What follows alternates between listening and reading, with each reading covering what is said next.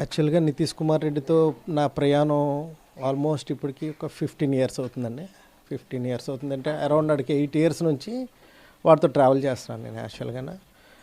వాడు చాలా very hard working cricketer అండి, చాలా కష్టపడే క్రికెటర్, కష్టపడి పైకి వచ్చాడు.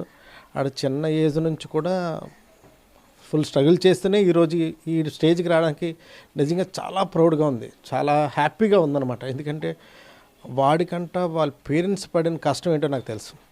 సో ఆ కష్టాన్ని చూసి ఇప్పుడు ఆడుతున్న క్రికెట్ని చూస్తుంటే చాలా హ్యాపీగా ఫీల్ అవుతున్నాను అనమాట. ఎందుకంటే అసలు సరిగ్గా లేని స్టేజ్లోనే నుంచి వచ్చాడు వాడు.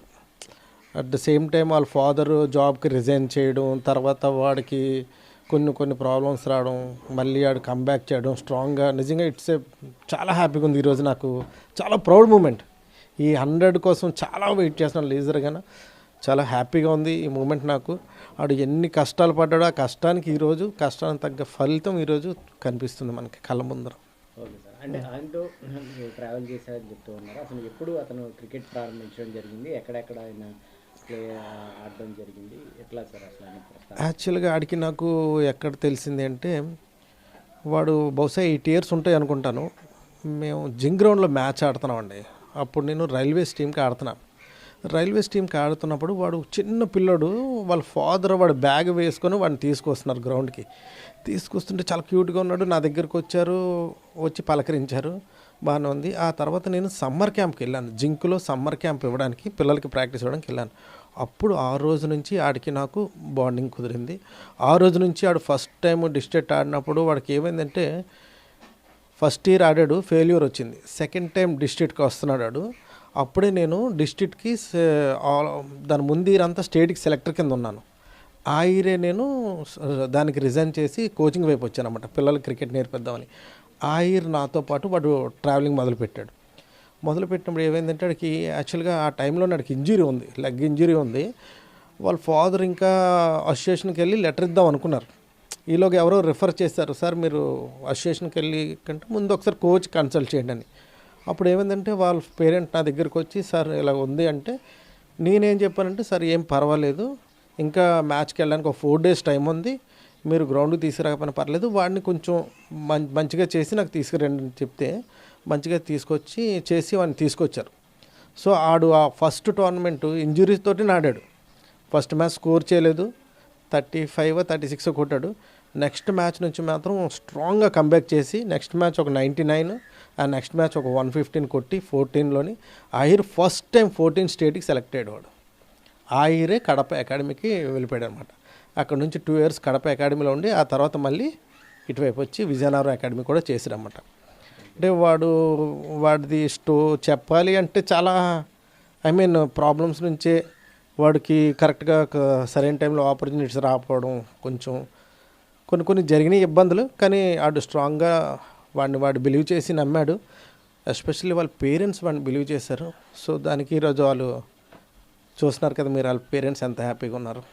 అంటే చాలామంది కూడా ఈ క్రికెట్ వైపు వెళ్తూ ఉంటే క్రిటిసైజ్ చేస్తూ ఉంటారు, వాళ్ళ పేరెంట్స్కి కూడా ఇదే అనుభవం ఎదురైందని చెప్తూ ఉంటారు. వాళ్ళని ఎట్లా కంబ్యాక్ చేశారు సార్? వాళ్ళ పేరెంట్స్, వాళ్ళ కుటుంబ నేపథ్యం ఎట్లా? యాక్చువల్గా వాళ్ళ ఫాదర్ జింక్ ఎంప్లాయ్ అండి. సో కేవలం వీడి కోసమే వాళ్ళ ఫాదర్ రిజైన్ చేశారు జాబ్కి. రిజైన్ చేసిన తర్వాత వాడితో తిరుగుతుంటే చాలామంది క్రిటిసైజ్ చేసేవారు. ఎందుకంటే వాళ్ళ ఫాదరు నాతో ప్రతి moment, each and every moment share చేస్తారు. సో వాళ్ళ ఫాదర్ చెప్పారు, సార్ మా బ్రదర్స్ నుంచి ఇలాగుంది, మా ఫ్యామిలీ టైప్ నుంచి ఇలాగుంది, ఏంటి క్రికెట్ నమ్మితే ఏమొస్తుంది నీకు, నువ్వేంచి జాబ్ రిజైన్ చేసి ఆడ తిరుగుతున్నావు, ఎవరికో కానీ సక్సెస్ రాదు, అలాంటిది నువ్వు వీడిని పట్టుకొని జాబ్ వదిలేసుకొని ఏంటిది అనేసి చాలా క్రిటిసైజ్ చేసేవారు. ఈవెన్ స్టిల్ మన లాస్ట్ 2 years బ్యాక్ కూడా ఆడు చాలా స్ట్రగుల్ చేశాడు. బట్ ఈరోజు పెర్ఫార్మెన్స్ చూస్తుంటే వాళ్ళ ఫాదర్ నిజంగా ఆ రోజు ఆయన తీసుకున్న నిర్ణయం సరైందని అనిపిస్తుంది మనకి. ఓకే, తన అభిమాని కోహ్లీ అంటారు. ఇప్పుడు కోహ్లీతో కలిసి ఆడడం పట్ల ఏమైనా మీతో షేర్ చేసుకోవడం? ఎస్, ఆడు under-16 ఉన్నప్పుడే 1200 runs కొట్టాడండి ఒక సీజన్లోనే. Is the highest run getter. అది రికార్డ్ ఉంది మనకి ఆంధ్రాకి.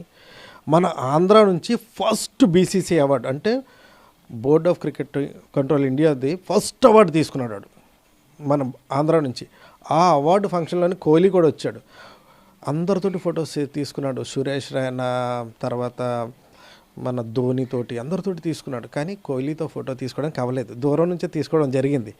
వచ్చిన తర్వాత మాట్లాడాడు, సార్ ఏంటి సార్ అలాంటిది, ఇప్పుడు అలాంటి కోహ్లీ ఫోటో ఆ రోజు దొరకలేదు అని బాధపడ్డాడు. అలాంటి ఈరోజు డ్రెస్సింగ్ రూమ్స్ షేర్ చేస్తున్నాడంటే ఇట్స్ నిజంగా ఆడు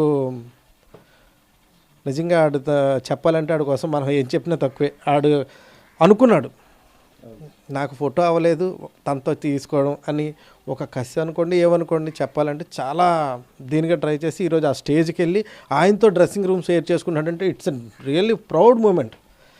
ఒక బీయింగ్ కోచ్గా కాకుండా ఒక మామూలుగా ఒక మనిషికి ఒక నేను ఎలా చెప్పాలంటే మీకు ఒక అభిమానిగా చెప్పాలన్నా సరే నాకు చాలా ప్రౌడ్గా ఉంది నిజంగా. ఇట్స్ రియల్లీ చాలా హ్యాపీయెస్ట్ మూమెంట్. అది చెప్తుంటే నా మొత్తం మూవ్స్ వచ్చేస్తున్నాయి. చూస్తున్నారు కదా మీరు. ఏంటి సార్ ఆయనకి ఇష్టమైన ఏంటి సార్, ఆటలు కానీ సినిమాలు కానీ ఇంకా ఇతర హ్యాబిట్స్ అట్లా ఏమన్నా? హ్యాబిట్స్ ఏం లేదండి, పెద్దగా హ్యాబిట్స్ ఏం లేదు.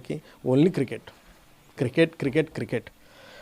ఈవెన్ మీరు ఇప్పుడు ఆస్ట్రేలియా టూర్లో ఉన్నాడు, ఇంటికి వచ్చినా సరే ఒక 2 days రెస్ట్ అంతే, మళ్ళీ గ్రౌండ్కి వచ్చేస్తాడు. మీరు చూసే ఉంటారు కొన్ని వీడియోస్ తనవి. ఈవెన్ కాల్ ఇరిగిపోయినా కూడా వాడు వచ్చి నెట్స్లో ప్రాక్టీస్ చేస్తాడు. అంటే ఇంత ప్యాషనెట్ క్రికెటర్.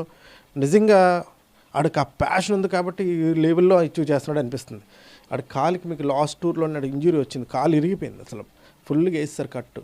వేసినా సరే ఆడు వచ్చి నెట్స్లో వచ్చి ప్రాక్టీస్ చేస్తున్నాడంటే నిజంగా ఇట్స్ ఆడి కష్టానికి ఫలితం అండి. ఈరోజు మన అందరం ఇంత ఆంధ్రాలోని ఒక తెలుగులో ఇంత ప్రౌడ్ మూమెంట్ మనకి తెచ్చాడంటే నిజంగా చాలామంది క్రికెటర్స్ ఆడారు, బట్ డెఫినెట్లీ వాళ్ళు మెయిన్ మెచ్చుకోవాల్సిందంటే ఎప్పుడు కూడా ఏ లెవెల్కి వెళ్ళినా డౌన్ టు ఎర్తే ఉంటాడు. దాన్ని ముందుకు తీసుకెళ్తాడు. జాలిగుణం చాలా ఎక్కువ, అందరితో కలివిడిగా ఉంటాడు, ఎవరు వచ్చినా పలకరిస్తాడు, వాటితో షేర్ చేస్తాడు. ఒక జూనియర్ వచ్చి అన్న ఏంటి అంటే వెంటనే భుజం మీద వేసి వాడికి కూడా తెలియనోడు కూడా సజెషన్ ఇచ్చే టైప్. సో డెఫినెట్గా ఇది చాలా ప్రౌడ్గా ఉంది నాకైతే మాత్రం. సార్ ఫైనల్గా అతను స్టార్టింగ్ ఇండియాకి సెలెక్ట్ అవ్వడం కానీ ఐపీఎల్లో ఆడడం కానీ అలాంటి సమయంలో తను నిర్ణయం తీసుకోవడం పట్ల వాళ్ళ పేరెంట్స్ కానీ అతను కానీ చెప్పిన అనుభవాలు ఎట్లా ఉండేవి, ఎలాగా ఆయన ఎంట్రీ గురించి చెప్పండి. చాలా బ్యూటిఫుల్ అండి. నిజంగా చెప్పాలంటే వాడికి ఈ ఐపీఎల్ ఆప్షన్లోని మెగా ఆప్షన్లోని చాలా పెద్ద అమౌంట్కి వెళ్ళేవాడు యాక్చువల్గా. బట్ ఆడు అన్న మాటలు ఇప్పటికీ హార్ట్ టచింగ్. సార్ ఇక్కడ నుంచి మనకు లైఫ్ వచ్చింది, ఎస్ఆర్హెచ్ మనకి ఇచ్చింది సార్, సో మనది మన తెలుగుది, సో ఇక్కడ నుంచి ఆడదాం అనుకుంటున్నానని చెప్పిన ఆ మూమెంట్ ఆడు చెప్పినప్పుడు నాకు నిజంగా డబ్బు ఎప్పుడైనా సంపాదించుకోవచ్చు, ఇది కదా మనది అని చెప్పేసి అనిపించింది. ఆ ఫీల్ నిజంగా ఇట్స్ ఎ ప్రౌడ్ మూమెంట్. అంతే కదండి, ఈ రోజుల్లో ప్రతిదీ కమర్షియలే, బట్ ఆడు ఆలోచించిన విధానం, ఆడు మెచ్యూరిటీ లెవెల్స్ ఎంత పాజిటివ్గా ఉన్నాయి. మనది అన్న ఒక ఫీల్, నాకు లైఫ్ ఇచ్చింది సార్ ఇది అన్న ఒక ఫీల్ ఆడు ఉన్నాడంటే డెఫినెట్గా ఆడు డబ్బు ఏ రోజైనా సంపాదించుకోవడం నా నమ్మకం ఆడుకుంది. So it's a very proud moment అండి నిజంగా. ఫైనల్గా మన విశాఖకి చెందిన నితీష్ రెడ్డి అలాగే మన తెలుగువాడు ఇప్పుడు అక్కడ ఆడటం పట్ల ప్రతి ఒక్కరు కూడా చాలా హ్యాపీగా ఫీల్ అవుతున్నారు. యాజ్ ఏ కోచ్గా మీ అభిప్రాయం ఏంటి? మీరు తీర్చిదిద్దిన ఒక స్టూడెంట్ పట్ల వెళ్ళడం పట్ల మిగతా వాళ్ళకు కూడా ఇన్స్పిరేషన్ అవుతూ ఉంటారు కాబట్టి ఎట్లా అనిపిస్తుంది? చాలా ఇన్స్పిరేషన్ అండి నిజంగా. మనకి చాలా ప్రౌడ్ బీయింగే ఒక తెలుగువాడు మనకి ఎంత ఎనర్జీని ఇచ్చాడు, నెక్స్ట్ లెవెల్ ఏంటి అన్నది ఒక గోల్స్ ట్రెండ్ సెట్ చేశాడు. సో ఇక్కడ నుంచి మనం కష్టపడితే మనము ఆడగలమని ఒక మెసేజ్. ఎందుకంటే అడిగి ఈరోజు క్రికెట్ ఎవరైతే ఆడుతున్నారో ప్రతి ఒక్కరు ప్రౌడ్గా మోవాల్సిన విషయం ఏంటంటే వాడు చిన్నప్పటి నుంచి కష్టపడ్డాడు, ఆ కష్టానికి ఫలితం ఈరోజు కనిపిస్తుంది. వాడిని చూసి ఒక 10 మంది పిల్లలు బయటకు వస్తున్నారు, ఆడుతున్నారు. స్టడీస్ మీదే కాదు, క్రికెట్ కూడా మనకి లైఫ్ ఉంది అని ఒక గోల్ సెట్ చేశాడు. వాడు ఎంతోమందికి రోల్ మోడల్. నిజంగా ఒక ప్యాషన్ అంటే ఇలాగ ఉంటుందా అని చూపించాడు. నిజంగా అలా కష్టపడితే సాధించలేనిదంటూ ఏదీ లేదని మనకు ఒక చేసి చూపించాడండి. మన ముందే ఉన్నాడు నితీష్ కుమార్ రెడ్డి ఎగ్జాంపుల్. నా పేరు కుమారస్వామి అండి. నేను ఇప్పుడు ఏసీఏ వీడీసీఏలోని కోచ్ కింద పనిచేస్తున్నాను, అలాగే యాజ్ వెల్ యాజ్ రైల్వేస్లో జాబ్ చేస్తున్నాను.